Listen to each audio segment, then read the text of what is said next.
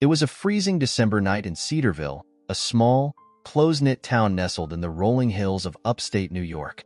Snow blanketed the streets, muffling the sound of the few cars still braving the icy roads. Outside St. Mary's Community Hospital, the biting wind howled, carrying with it the faint crunch of boots on fresh snow. Dr. Michael Carter, a pediatrician in his late 30s, emerged from the hospital's back entrance, a styrofoam cup of lukewarm coffee clutched in his gloved hands. Tall and lean with sharp features softened by kind eyes, Michael was known in the community for his dedication to his young patients. His routine evening break was often spent pacing the hospital's small courtyard, collecting his thoughts and preparing for the remainder of his shift. As he rounded the corner, Michael froze in his tracks. There, curled up beside the side entrance, was a golden retriever. The dog's coat, once golden and vibrant, was matted with dirt and speckled with melting snow. Its ribcage rose and fell with labored breaths, and its large, expressive brown eyes locked onto Michael's. "Hey there, buddy," Michael murmured, setting his coffee down on a nearby ledge. He crouched a few feet away, careful not to the dog didn't move, though its tail gave a faint wag, a stark contrast to its otherwise exhausted demeanor. Michael could see it was malnourished, its frame far too thin for a breed that should be robust and energetic. Yet, there was something in its gaze, a quiet determination that seemed out of place for an animal in such a dire state. "You don't belong out here," Michael said, his voice tinged with concern. He stood and glanced back toward the hospital. The thought of leaving the dog out in the frigid night gnawed at him, but he couldn't bring animals into the building. Rules were rules, and the hospital administration was strict about maintaining a sterile environment. Still, the image of the dog lingered in his mind throughout the evening. As he made his rounds, checking on the children in his care, he found his thoughts drifting back to the golden retriever. Why was it there? Was it abandoned, or had it wandered off from a nearby home? Later that night, after his shift ended, Michael returned to the courtyard. To his surprise, the dog hadn't moved from its spot. Its eyes remained fixed on the hospital doors, as if waiting for someone, or something. "All right," Michael said aloud, shrugging off his coat. He draped it over the dog, who accepted the gesture with a tired sigh.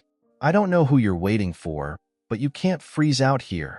The night grew colder, and the snow began to fall more heavily. As Michael sat beside the dog, sharing his warmth and the meager contents of a granola bar from his pocket, he found himself talking to the animal as if it could understand him. "I came to this town a year ago," he said, his breath forming clouds in the icy air. "Figured it'd be a fresh start. Small town life, helping kids, making a difference." He chuckled softly. "But I didn't think I'd end up sitting in the snow, talking to a dog at midnight." The golden retriever's tail wagged faintly again, and for the first time that night, Michael allowed himself a smile. When he finally stood to leave, the dog watched him intently but didn't follow. It remained rooted in place, its gaze unwavering. Michael hesitated before heading back inside, his heart heavy with worry for the animal. "I'll check on you tomorrow, buddy," he promised, his voice low but resolute. As the hospital doors closed behind him, Michael couldn't shake the feeling that the dog's presence outside wasn't random.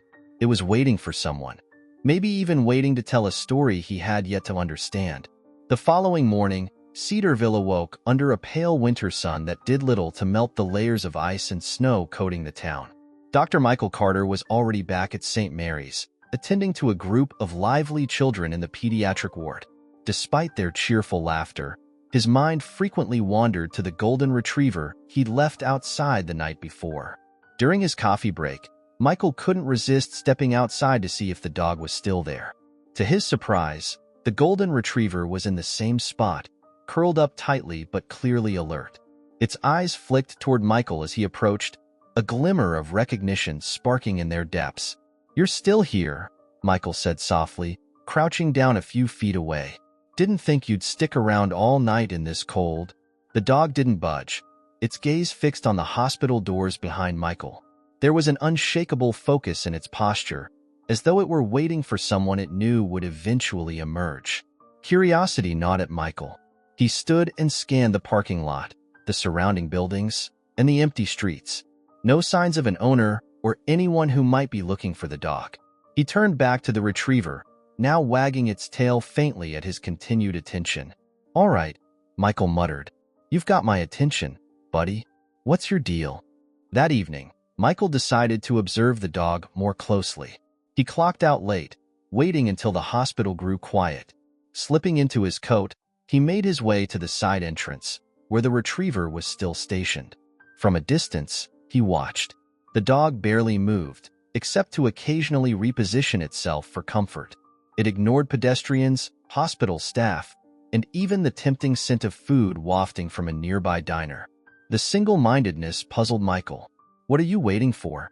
Michael whispered to himself, more to fill the silence than to seek an answer. Over the next few days, Michael began asking around the hospital about the dog. He spoke to the nurses on the night shift, the janitorial staff, and even a few patients who frequented the smoking area near the side entrance. "Yeah, I've seen him," said Clara, one of the hospital's custodians, as she mopped the main lobby floor. "Been there for about a week now. Poor thing doesn't seem interested in food or shelter. Just sits there waiting." "Waiting for what?" Michael asked, frustration creeping into his voice. "Not what," Clara replied, pausing her work. "Who?" The response sent a chill through Michael, though he wasn't sure why. That evening, armed with a thermal blanket and a bowl of water, Michael returned to the dog. "All right, buddy," he said, setting the items down gently. "If you're not going anywhere, the least I can do is make you a bit more comfortable." The dog sniffed the blanket cautiously, but made no move to leave its spot. "You know," Michael said, sitting down cross-legged a few feet away, "you're starting to remind me of one of my patients. Stubborn as anything." He chuckled, shaking his head. "I don't get it. You're not scavenging for food, not looking for a warm place to sleep. You're just waiting. Why?" The dog tilted its head slightly, as if considering the question. Michael leaned back, exhaling deeply. "You're not going to tell me, are you?" he murmured. "Guess I'll just have to figure it out myself." Over the next few nights, Michael's routine began to shift. He found himself spending more and more time outside with the retriever, braving the cold to try and unravel the mystery. His colleagues noticed the change, teasing him gently about his newfound canine companion. "Adopt him already, Carter," one nurse quipped. "You've practically moved your office outside." Michael waved off the comments, but couldn't deny the growing connection he felt to the dog. There was something profoundly human in its behavior, something that tugged at Michael's heart in a way he couldn't quite explain. By the end of the week, Michael was determined to uncover the truth. It was one of the coldest nights of the season, with the wind cutting through the air like icy blades. Dr. Michael Carter stood by the hospital's side entrance, watching his breath form clouds in the frigid night. The golden retriever, still nestled in its now familiar spot, looked particularly worn. Frost clung to its matted fur, and its body trembled ever so slightly in the biting cold. Michael couldn't stand it any longer. Gripping a thick woolen blanket he'd brought from home, he walked over to the dog, kneeling a safe distance away. "All right, buddy," he said gently, unfolding the blanket. "I can't just stand by and watch you freeze out here. Let me help you." The retriever raised its head, eyes meeting Michael's with an expression that was almost too human, a mixture of weariness and gratitude. Slowly, Michael draped the blanket over the dog's body, tucking it carefully around its sides. The dog didn't flinch or resist, allowing the warmth to seep in. "There," Michael murmured. "That's better, isn't it?" He stayed crouched beside the dog for a moment, his fingers brushing lightly against its fur. It was coarse and tangled, but beneath the grime, Michael could feel the faint thrum of life. "You've been through a lot, haven't you?" Michael said softly. "But you're still hanging on. Why? What's keeping you here?" The dog's gaze shifted momentarily to the hospital doors, then back to Michael. The motion was subtle, but it didn't go unnoticed. "Waiting for someone," Michael said, more to himself than to the dog. "You're waiting for someone, aren't you?" The retriever blinked slowly, as if confirming the unspoken question. Michael sighed, sitting back on the cold ground. "Well, I hate to break it to you, but people come and go from this place all the time. You're not going to find whoever you're looking for just sitting out here." For the first time, the dog moved closer, nudging its nose against Michael's knee. The gesture, though small, sent a surge of emotion through him. "You trust me, huh?" Michael asked, his voice barely above a whisper. The dog's tail thumped faintly against the snow-covered ground. Michael smiled, his resolve hardening. "All right, if you're not going to leave, then I'll stick around too. Someone's got to keep an eye on you." The following evening, Michael returned to the hospital armed with a few supplies. A bowl of warm water, a small tin of dog food, and a flashlight. As he approached the side entrance, he was relieved to see the dog still waiting. "Hey, buddy," he called softly. "Brought you something." The retriever perked up at the sound of his voice, its tail wagging slightly beneath the blanket Michael had left the night before. Michael set the bowl and tin down, kneeling to open the lid of the dog food. "I don't know what you've been eating, but this has got to be better than scraps." The dog sniffed the bowl cautiously before taking a tentative bite. Michael watched with satisfaction as the retriever began eating, its movements slow but steady. "You're a fighter. I'll give you that," Michael said, sitting cross-legged beside the dog. Just then, the side door creaked open. Clara, the hospital custodian, stepped out, a cigarette dangling from her lips. She raised an eyebrow at the sight of Michael sitting in the snow. "You're still out here with that dog?" she asked, exhaling a cloud of smoke. Michael shrugged. "Someone's got to look after him." Clara chuckled, shaking her head. "You're a good man, Dr. Carter. But you can't save every stray that crosses your path." "Maybe not," Michael replied, glancing at the dog. "But this one, he's different." Clara took another drag, her expression softening. "Well, good luck with him. Looks like he's got his mind made up about sticking around." After she disappeared back inside, Michael turned his attention back to the dog. "Looks like it's just us again," he said. The retriever finished its meal and rested its head on Michael's knee, its eyes drifting closed. For the first time, Michael felt a sense of trust emanating from the dog. "You're not just any dog," Michael murmured. "There's a story behind those eyes. I'll figure it out." As the night deepened, Michael sat quietly beside his new companion, the cold forgotten in the warmth of an unspoken bond. A week had passed since Dr. Michael Carter first met the golden retriever who had unofficially been named Buddy by the hospital staff. Buddy's routine never faltered. He would sit by the hospital entrance, his eyes fixed on the doors as if expecting someone to emerge. Despite the cold and the snow, Buddy remained steadfast, his determination deeply moving everyone who witnessed it. Michael, however, couldn't stop thinking about the mystery of Buddy's presence. His questions piled up. Where had Buddy come from? Who was he waiting for? And why wasn't anyone looking for him? One evening, after finishing his rounds, Michael made his way to the hospital's small break room. Clara, the custodian, was seated at a table sipping coffee, her boots leaving wet streaks on the tiled floor from the melting snow. "Clara," Michael began, grabbing a mug of his own, "you've been here longer than I have. You must have heard something about that dog." Clara leaned back in her chair, blowing on her coffee. "Not much to tell," she said. "But I did hear from one of the nurses that Buddy belonged to some old guy who was a patient here a couple of weeks ago. Poor guy didn't make it." Michael's brows furrowed. "Do you know his name?" Clara shrugged. "Harper, I think. Edward Harper. He was in and out of the hospital for months. Cancer, if I'm not mistaken." The name sent a pang through Michael. He vaguely remembered seeing Harper's name in patient records. A quiet man, no family listed as emergency contacts, no visitors. "Do you know where he lived?" Michael pressed. Clara shook her head. "Not a clue, but I bet one of the nurses in oncology might know more. They were the ones treating him." Michael nodded, his curiosity now firmly piqued. He thanked Clara and made his way to the oncology ward, where he found Nurse Ellie, a cheerful woman in her 40s who had a soft spot for the hospital's youngest and oldest patients. "Ellie," Michael said, approaching her desk, "do you remember a patient named Edward Harper? He was here a few weeks ago." Ellie looked up from her paperwork, her expression softening. "Oh, Mr. Harper. Of course, I remember him.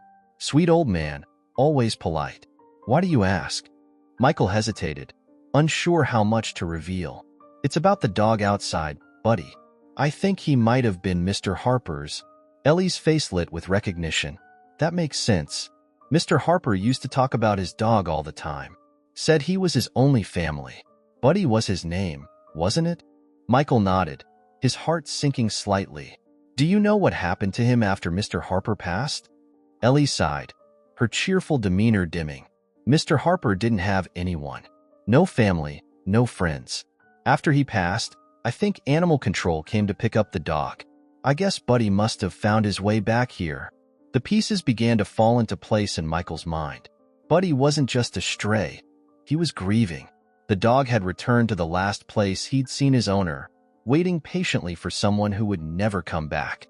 The revelation stayed with Michael throughout the night. He couldn't shake the image of Buddy sitting alone in the snow, his loyalty unwavering. When his shift ended, Michael found himself outside with the dog once again. Buddy, he said, kneeling beside him. I know now. You were waiting for Edward, weren't you? Buddy's ears perked up at the name, and his tail gave a faint wag. Michael's throat tightened. He's not coming back, Buddy. I'm sorry. The dog's gaze didn't waver, but there was a profound sadness in his eyes, as though he understood every word. Michael reached out, resting a hand gently on Buddy's head. You don't have to wait anymore, he said softly. I'll take care of you. For the first time, Buddy leaned into Michael's touch, his body relaxing as though a weight had been lifted. That night, as Michael drove home, Buddy sat in the passenger seat beside him, wrapped in the same blanket Michael had first given him. Though the mystery of Buddy's presence had been solved, Michael couldn't shake the feeling that this was only the beginning of their story together. The next few days marked a shift in both Michael's and Buddy's routines. Buddy had quickly adapted to his new life at Michael's small, modest home on the outskirts of Cedarville. Despite being indoors, with food and warmth readily available, Buddy often sat by the front door, staring out as though still expecting Edward to return. Michael, too, found himself changed. He had taken to walking Buddy in the early mornings before his shift and in the evenings after he returned home. These walks, though quiet, became a time for reflection, a stark contrast to the chaos of the hospital. One evening, after a particularly exhausting day, Michael slumped onto the couch, watching as Buddy padded over to his spot by the door. You're not giving up on him, are you?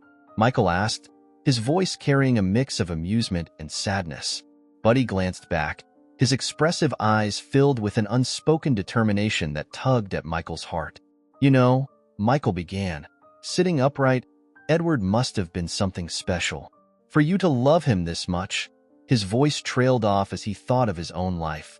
His patients, his colleagues, but little else. He couldn't remember the last time he had formed a bond as strong as the one Buddy had with Edward. Later that night, unable to sleep, Michael found himself rummaging through the small box of Edward Harper's belongings that the hospital had saved. It was mostly practical items, a pair of reading glasses, a worn wallet with no photos, and a leather-bound journal. Curious, Michael opened the journal.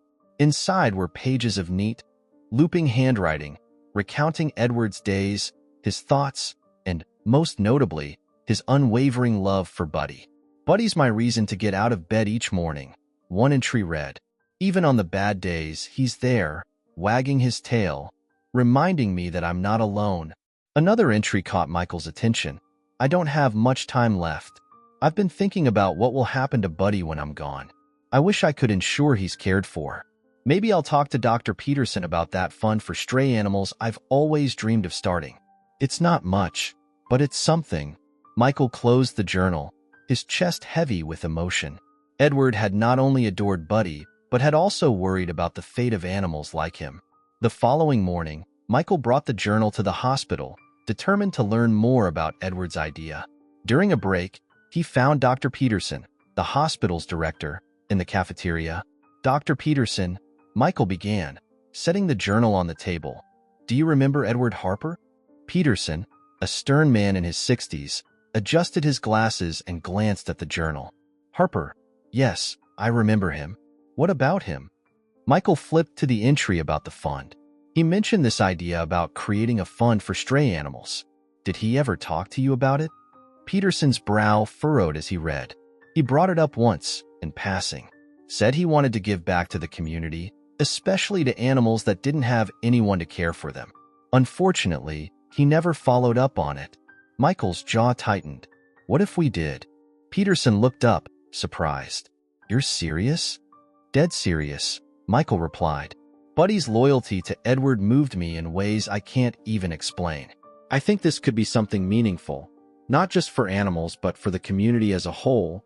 Peterson leaned back in his chair, his expression contemplative. It's an ambitious idea, Michael, but if you're willing to take the lead, I'll support you.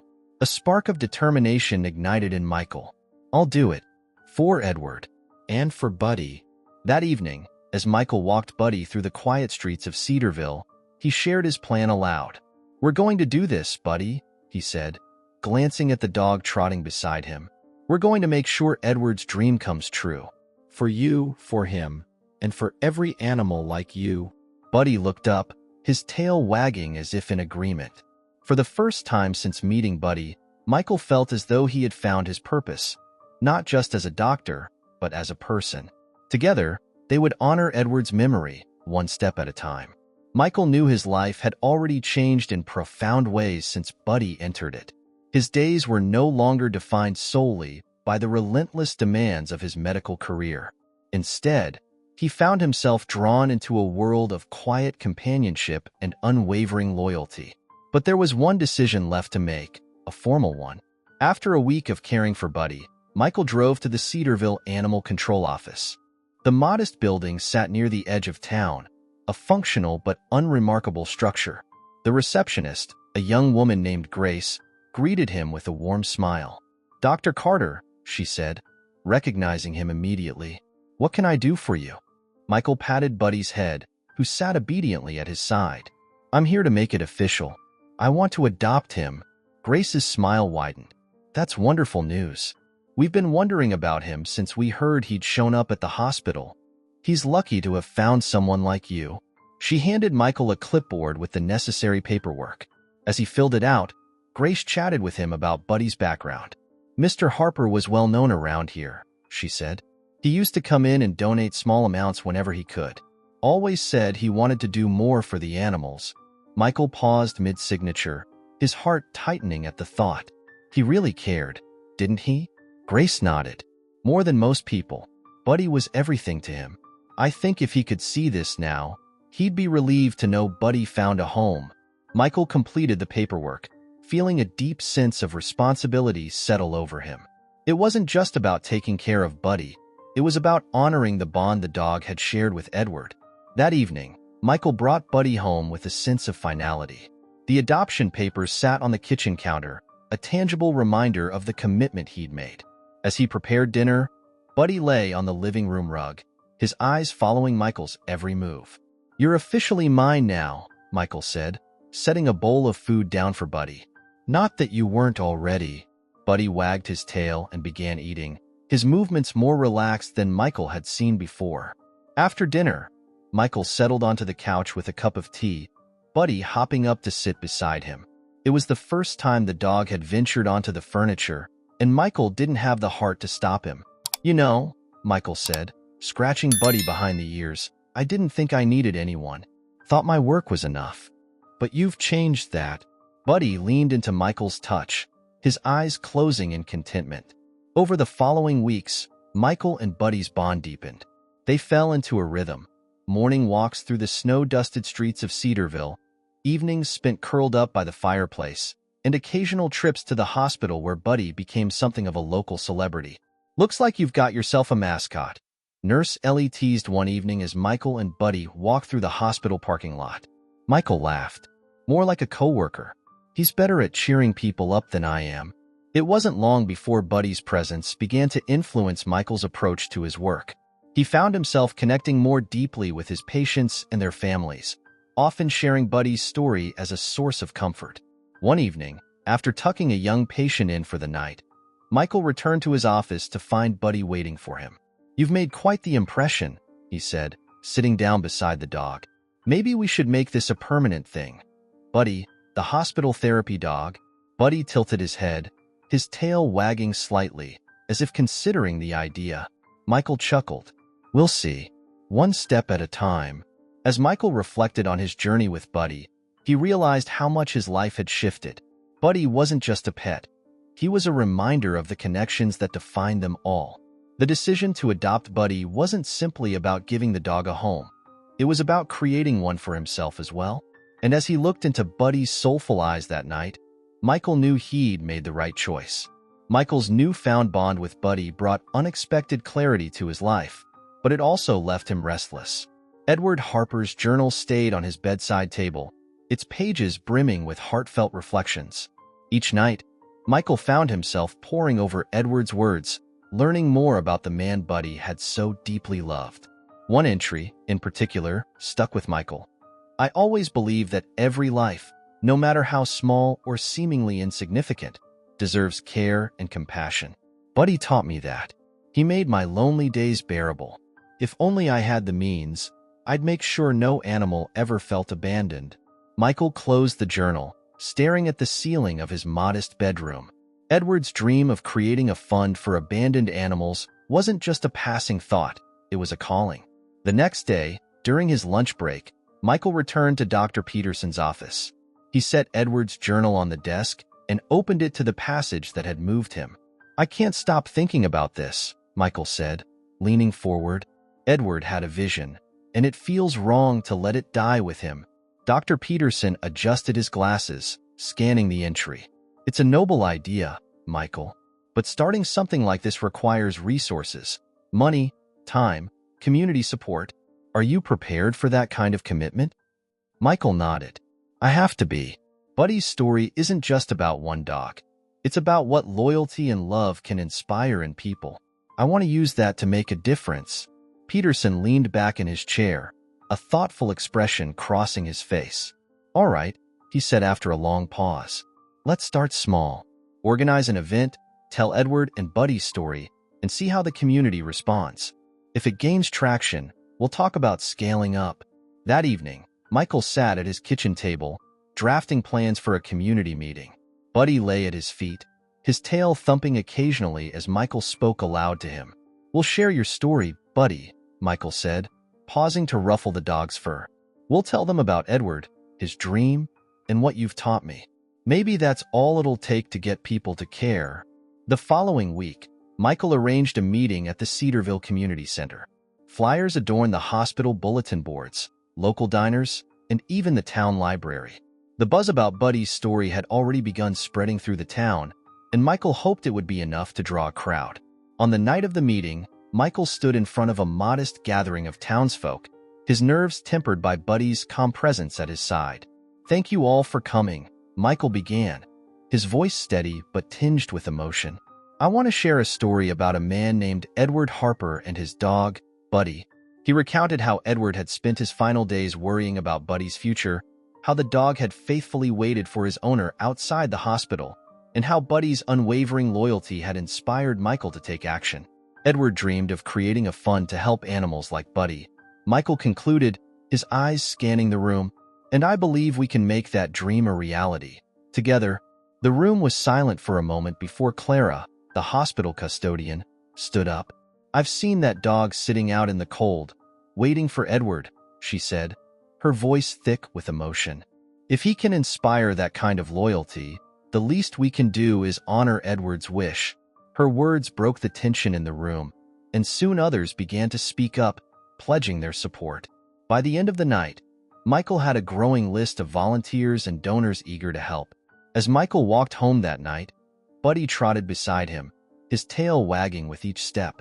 "You've started something, Buddy," Michael said, glancing down at the dog. "And I think Edward would be proud." Buddy looked up at Michael, his eyes shining with a quiet understanding. In the days that followed, Michael worked tirelessly to turn the idea into reality. Buddy became the face of the campaign, his story featured in local newspapers and social media posts. Donations began to trickle in, along with messages of support from people moved by the story of a man, his dog, and a dream that refused to die. The spark Edward had ignited was growing into a flame, and Michael knew this was only the beginning. Michael's campaign to honor Edward Harper's dream and Buddy's unwavering loyalty quickly gained momentum. Cedarville, a town known for its modesty, began to buzz with excitement. The idea of creating a fund, and possibly a community clinic for stray and abandoned animals resonated deeply with many residents. Michael spent his evenings drafting proposals and organizing meetings, all while juggling his responsibilities at the hospital. His kitchen table became a cluttered workspace covered with flyers, donation pledges, and plans for future events. Buddy, as always, was by his side, a quiet but reassuring presence. One Saturday afternoon, Michael hosted a town hall in the Cedarville Community Center. It was a humble building, its walls lined with photos from past town events, and its chairs filled with familiar faces. Despite the cold weather, the room was packed. Michael stood at the front, feeling the weight of the moment. Buddy lay calmly at his feet, his presence already bringing a sense of warmth and connection to the room. "Thank you all for coming," Michael began, his voice steady but heartfelt. "I never imagined I'd be standing here, advocating for something so personal, but here we are, because of Edward Harper and his dog, Buddy." He shared the full story, from Edward's quiet generosity to Buddy's loyal vigil outside the hospital. As Michael spoke, he could see the impact of the tale on the audience. Their expressions softened, their eyes glistening with emotion. Edward dreamed of helping animals like Buddy. Michael concluded, "And I believe we can make that dream a reality.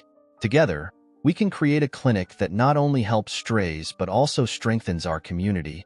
After the speech, Clara, the hospital custodian, approached the microphone. "I've been cleaning the hospital halls for years," Clara said, her voice strong and clear. "I remember Edward Harper. He was kind, quiet, and always thinking about others, even when he was sick. And I've seen Buddy, sitting out in the cold, waiting for his friend. If this town can come together for anything, it should be for this." Her words sparked a wave of applause. Soon, others stepped forward, pledging their support. "I run a hardware store," said an older man in the back. "I'll donate supplies for the clinic. I can help with legal paperwork," offered a local lawyer. Even children got involved. A young girl raised her hand shyly. "I can bake cookies and sell them for donations," she said, her cheeks red with excitement. The energy in the room was electric. By the end of the meeting, Michael had a growing list of volunteers, from carpenters and electricians to local artists who wanted to help decorate the future clinic. In the following weeks, the town of Cedarville transformed. Businesses hosted donation jars with Buddy's picture on them, children held lemonade stands and bake sales, and local media outlets shared Buddy and Edward's story far and wide. Michael's small team of volunteers worked tirelessly to turn the dream into reality. They secured an old and used building on the edge of town to serve as the clinic's future home. It needed a lot of work, new flooring, plumbing, and a fresh coat of paint. But the community was determined to make it happen. Buddy became a symbol of the movement. Everywhere Michael went, people recognized the golden retriever and stopped to greet him. Buddy's calm demeanor and warm presence seemed to inspire even more people to get involved. One evening, as Michael stood in the empty shell of the future clinic, he looked around at the progress that had been made. The walls had been stripped, and construction tools were scattered across the floor, but the space already felt alive with purpose. Clara walked in, holding 2 steaming cups of coffee. She handed one to Michael and looked around the room. "Not bad, huh?" she said, a hint of pride in her voice. "Not bad at all," Michael replied, smiling. "It's amazing what this town has done in such a short time." Clara nodded, then glanced at Buddy, who was lying in the corner, watching them. "You know, I think Edward would have been proud. And I think he'd be happy to know Buddy's not just waiting anymore. He's part of something bigger now." Michael's throat tightened, but he managed to nod. "Yeah, I think so too." As the clinic began to take shape, Michael realized how much the project had brought the town together. It wasn't just about helping animals. It was about creating a space where kindness and compassion could thrive. And at the heart of it all was Buddy, the dog who had waited so patiently for his owner, only to inspire a community to rally around a shared dream. As the community clinic project gained traction, the challenges it faced grew alongside it. What began as a heartwarming effort to honor Edward Harper's dream and Buddy's loyalty soon encountered hurdles that tested Michael and his team's resolve. The first setback came in the form of skepticism from a small but vocal group of townspeople. At a town council meeting, a local business owner, Mr. Harris, voiced concerns. I'm not saying it's a bad idea, Harris began, his tone sharp. But isn't this going to cost taxpayers in the long run? Cedarville's budget is already stretched thin. We don't need a money pit for stray animals. Michael stood to respond, his heart racing. This clinic won't rely on taxpayer money, he explained. We're funding it through donations, local support, and grants. And it's not just for animals. It's about fostering compassion and unity in our community. Harris wasn't convinced. It sounds good now, but what happens when the money runs out? Who's going to keep it going then? A murmur rippled through the room. Michael felt the weight of every pair of eyes on him.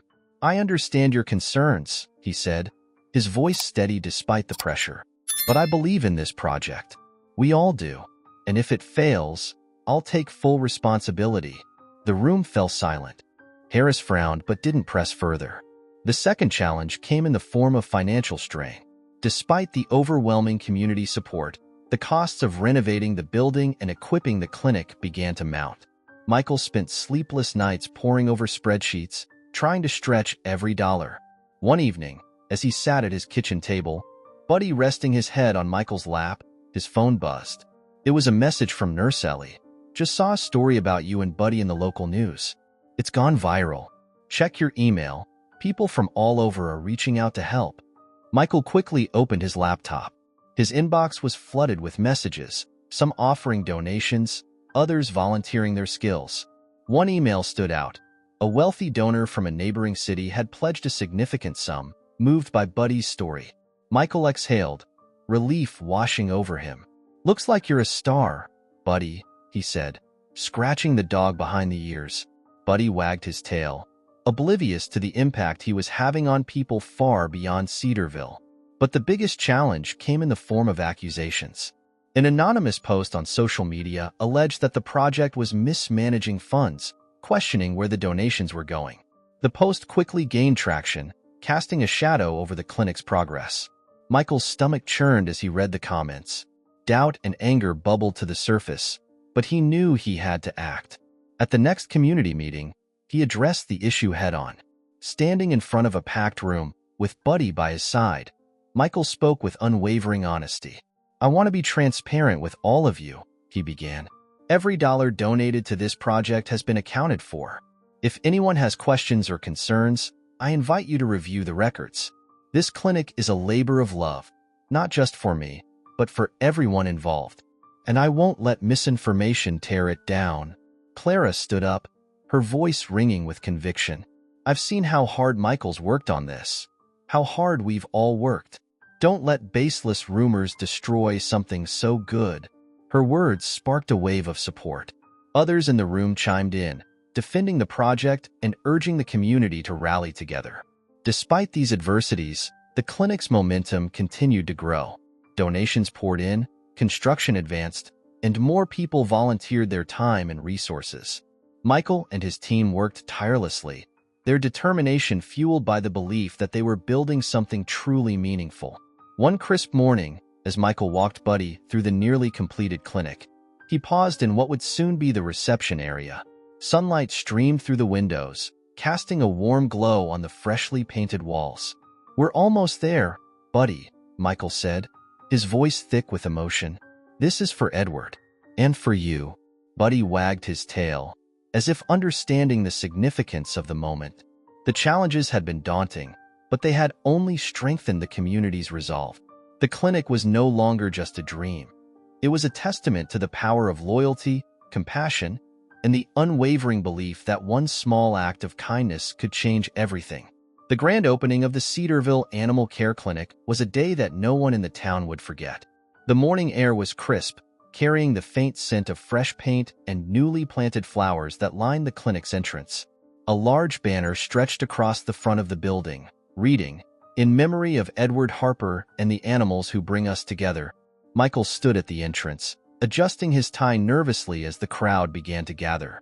Buddy sat at his side, calm and composed, wearing a red bandana embroidered with the clinic's name. Townspeople of all ages, local officials, and even visitors from neighboring communities filled the space, their faces lit with anticipation. As Clara handed Michael the microphone, he took a deep breath, scanning the crowd before speaking. "Thank you all for being here today," Michael began, his voice steady despite the lump in his throat. "This clinic isn't just a building. It's a symbol of what happens when people come together to make a difference. It started with a man named Edward Harper who believed every life, human or animal, deserved compassion. And it grew because of a dog named Buddy, whose loyalty inspired all of us."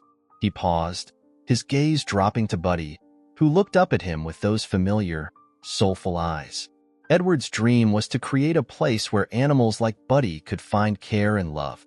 Today, we honor that dream, not just for Edward and Buddy, but for the countless animals who will find hope here. The crowd erupted into applause, and Michael felt a swell of emotion as he stepped aside to cut the ribbon stretched across the entrance.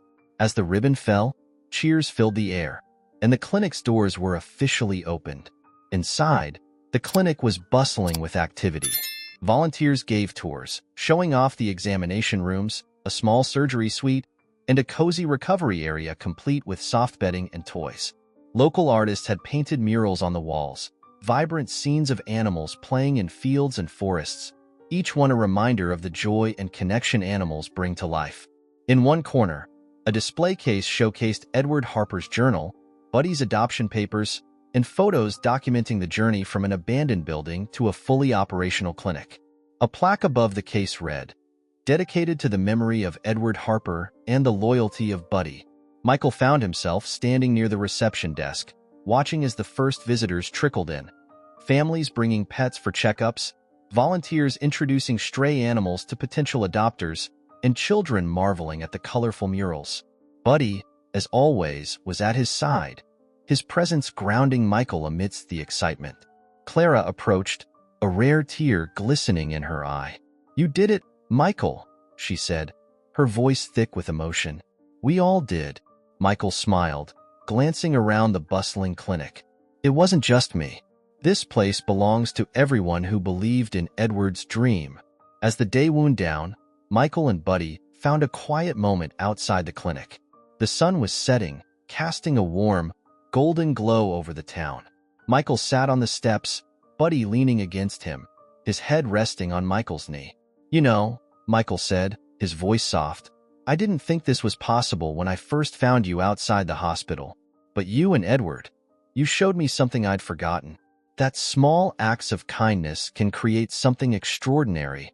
Buddy wagged his tail, his gaze fixed on the horizon. Michael continued, his hand resting on Buddy's head. "This isn't just a clinic.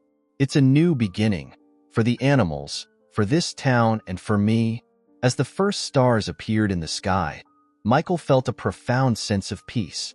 The journey that began with a tired, loyal dog waiting in the snow had led to something far greater than he could have imagined. And in that quiet moment, with Buddy by his side, Michael knew that Edward's dream had become a legacy, one that would continue to inspire for years to come. Leave a like, subscribe to the channel, turn on the notification bell, and watch this next story. It's incredibly moving.